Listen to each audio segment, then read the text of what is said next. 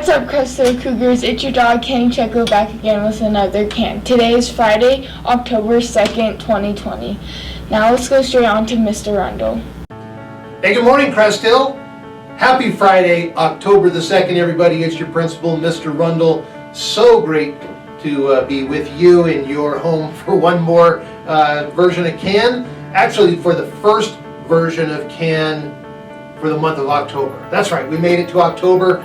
Probably my favorite month of the year. What's your favorite month of the year? I'm curious. You might have that conversation with somebody.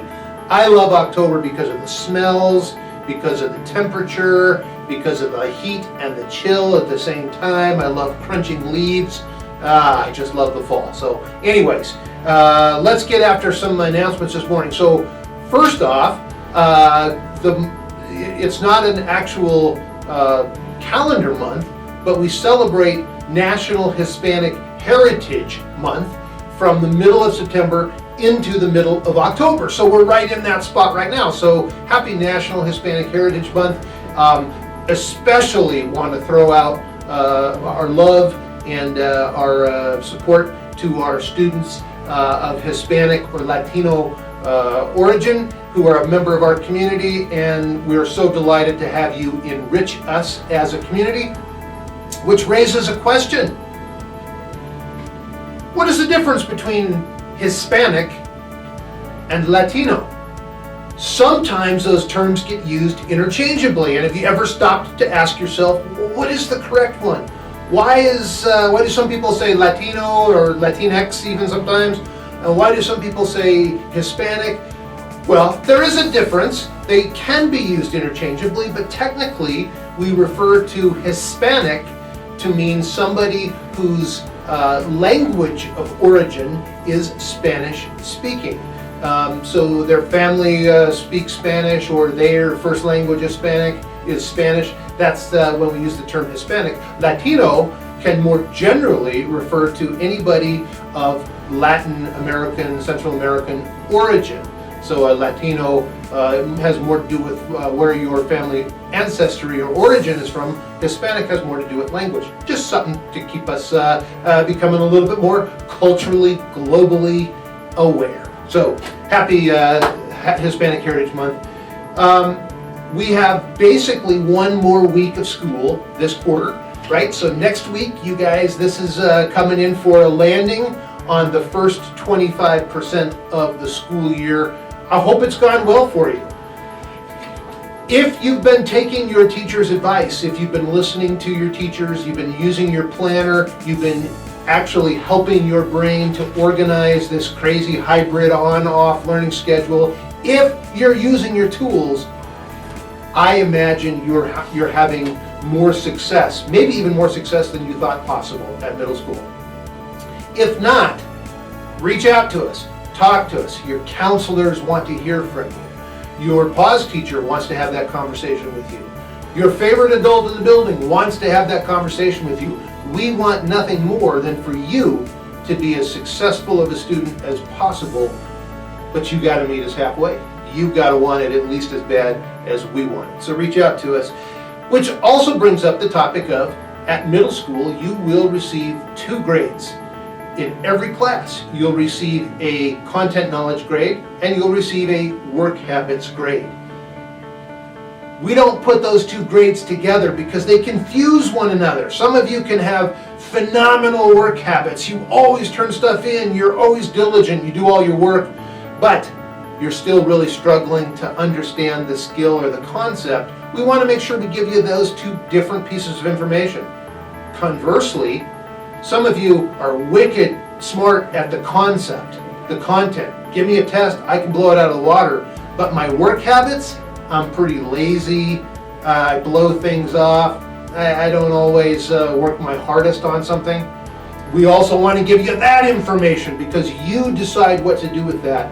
When you leave middle school and you go to high school, the workforce, or college, your work habits will make all the difference. I promise you, I'm not lying. It's about work habits. That's the more important of the 2 grades. That's the one you should be obsessed on. That's the one that will determine your life's outcomes. By the way, to make honor roll at Crest Hill, you have to meet criteria in both of those areas. The minimum standard is a grade point average for your content knowledge grades of 3.5 or higher, right? You figure out the math on that, talk to your math teacher, you should be able to calculate that yourself. 3.5 or higher on your content knowledge grade. The next level criteria is your work habits grades. You must have a minimum of 5 A's in work habits. And A's for our grade means exceeds expectations. You go above and beyond. You're always pushing yourself to be better. That's how you get an A in work habits. 5 of those, of your 7 classes, are an A. Then you make honor roll. And then we'll celebrate honor roll and your name will be on it. So anyways, just thought you wanted to know that. We've got lots of clubs going on. I visited Meditation Club last Thursday. I'm definitely going to visit again next week, because starting my day with just some good breathing and relaxation and reminding myself to calm my monkey mind makes all the difference. So there's a club out there for you too. If there's not a club at Crest Hill that you're interested in, start one. We're interested in your ideas. You talk to Miss Chambers, she throws it out there, we see if there's interest, we see if there's a sponsor, and we get you involved. Most important to us here at Crest Hill is that you get involved. We're fighting loneliness, we're fighting isolation. We don't stand for that. We're a community, you belong here. We got 200 kids doing cross country, we got, well, maybe I made that number up, but that's all right, I'm a principal, I can make up statistics. We got a lot of kids involved in cross country. We're going to have a ton of kids coming out for football, 7th and 8th graders. If you want to show your skills, we need you to come out for football. Practice starts next week. But we got lots of kids involved in stuff, because that's also a part of being a sturdy and successful human being. You guys are doing a great job with masks. You guys are doing a great job with distancing, since we kind of started talking about 1 Mr. Rundle length between you and the next person. I've noticed you guys being a lot more focused and intentional about that. Really appreciate that. That's going to help us keep going. Lastly, it's time for vampire poetry. Here we go, Mr. Kelly's Core 1 class. Thank you for the author of this vampire poem. Notice these are a lot of female-themed vampire poems, which I think is a really cool spin on the traditional male vampire tropes. Core 1, here it is. Secretly lurking in her fragile heart, cold touch of the dame, that ancient horror of the coming night, she bestows her chilling, tender kisses. And her charming and false gaze, 2 cruel, immortal hearts trapped together. Something about you guys and vampires and cruel kisses. They all seem to have that in their theme. But love it, you guys. Love the vampire poems. We're getting close to Halloween, when, you know, that's, I guess, vampire season especially. All right, I think that's it for me. Let's get to some more announcements this morning. Now some info about Hispanic Heritage Month.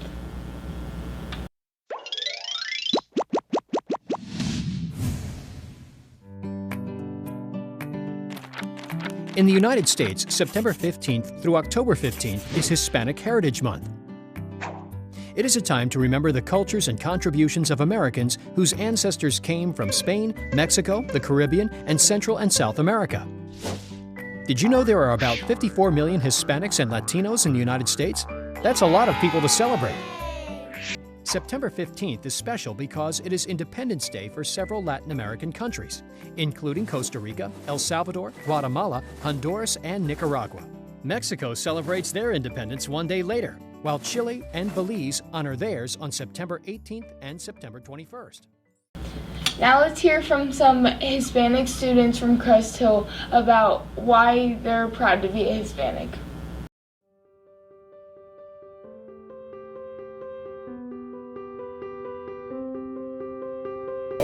Hello, my name is Faith Marin, and both of my parents are from Mexico. My dad's from Venezuela.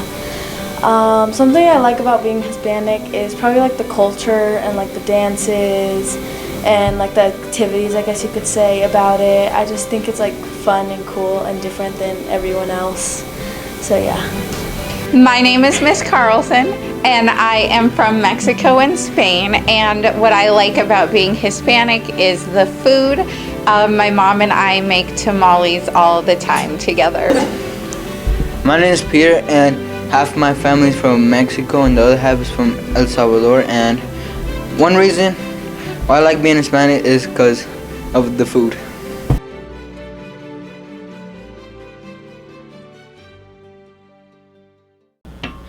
Don't forget to join some clubs. There's some new ones coming up.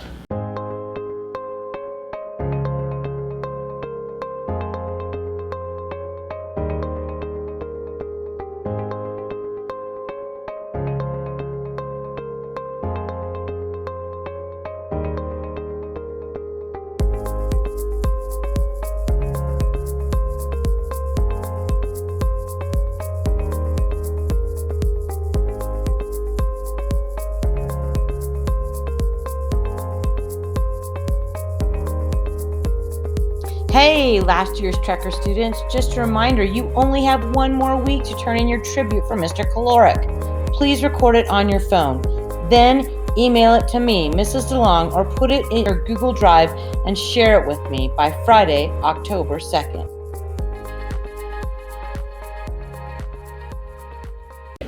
Cross country is just about over, Cresswell. Let's hear from Coach Hansen about sideline sports.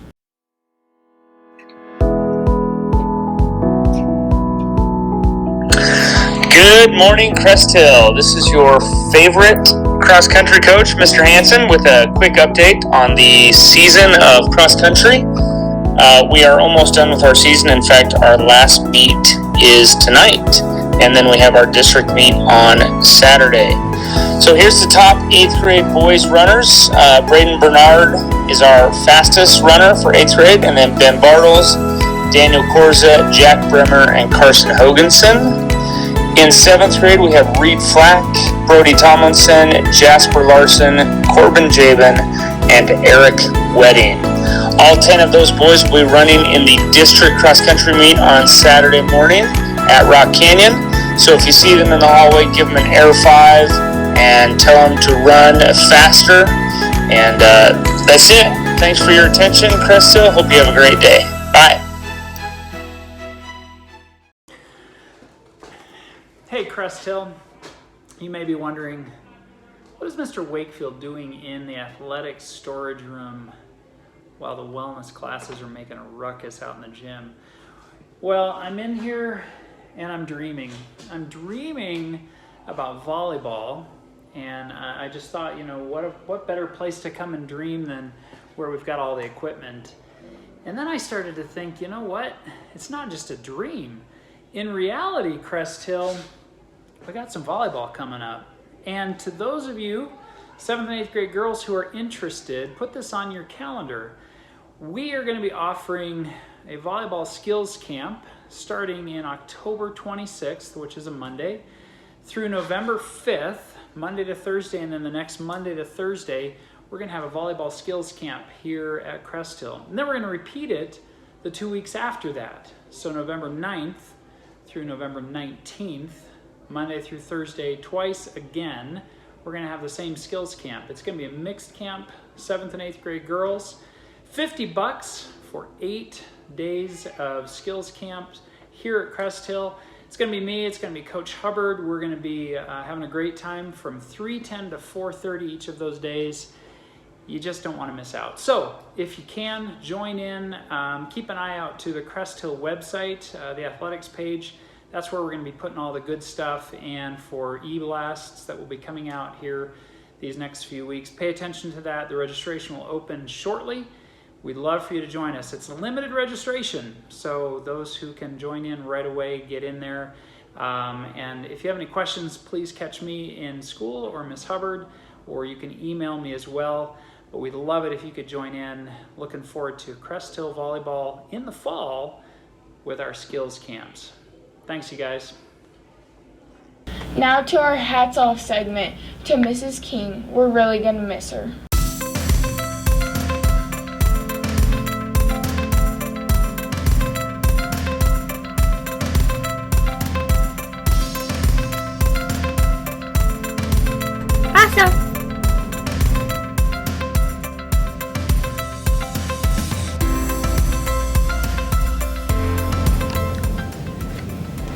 Hi, I'm Mrs. Lechuga, and hats off to Mrs. King because she is an amazing, amazing person. When I first came to Crest Hill, I didn't know what was up and what was down, and she really, really helped me feel welcome here.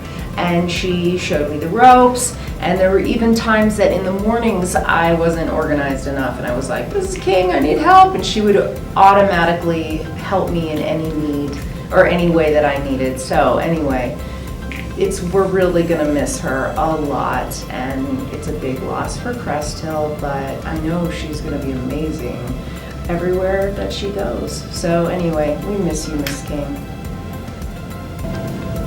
Hey Tracy, it's Levine, in case you didn't know. I just wanted to wish you good luck in your new venture, and I know since you are in district at the top level, we will definitely see you again. So it was a pleasure working with you. I hope to work with you again. Much love, and have fun. Good luck. Hi Tracy, I am so sad that you are leaving Crest Hill, but I'm so excited that you get to go on and do better things. The past 3 years you have been so helpful for me, and help support me through read plans and through iReady, and I just don't know what Crest Hill is going to do without your amazing support. I can't wait to see the amazing things that you do and know that you always have a place here at Crest Hill. And again, thank you so much for all that you have done for me. You really impacted my life in such a positive way, and I love you and miss you so much. Good luck. Hats off to Mrs. King for always being willing to work with me and creating lessons that capture my students' interests, like our nutrition unit. Thanks so much for all of your hard work. I'm going to miss you.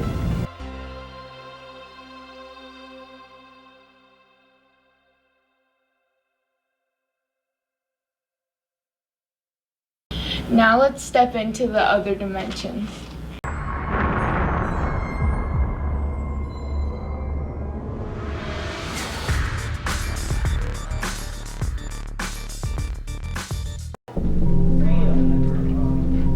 Good shot, Jim. I'm gonna go to Cann. Bye, Brooks. Don't tell A cohort I said that, but you're totally the best. Like, you're Cohort B in there.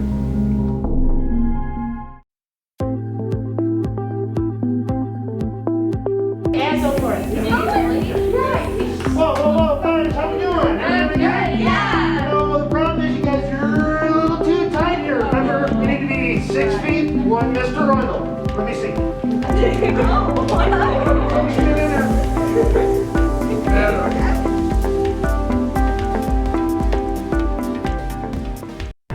All right, here's your Mr. Rundle lame joke to start off October the 2nd. So this weekend I got this random solicitor, phone call at my house, and he said, Mr. Rundle, I want to offer you a killer deal, like a deal you can't believe, on a coffin. And I said, on a coffin? That's probably the last thing I'll need. It's the last thing I need is a coffin. If you have COVID, you're probably coughing, and I hope you don't. This is Mr. Rundle saying, have a great weekend, everybody. Love you guys. Peace out. That's all for today, Crest Hill. Bye. See you next time. Please stay tuned for the SEL counseling lesson for this week.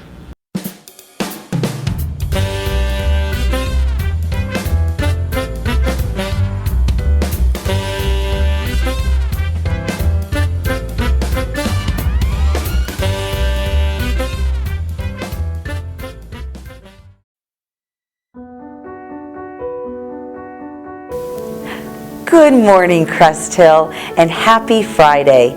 My name is Mrs. Tran, and I am one of the counselors here at Crest Hill. And we really, really, really miss seeing all of your faces together in one place. This year is like no other, and we are so proud of you, Cohort A, Cohort B, and our wonderful e-learners for making this year as awesome as it is. We appreciate you. In an effort to kind of get to know each other better, we've been thinking of ways that we can all come together. And since we can't come together physically, we came up with an idea where we can connect through Cougar Book.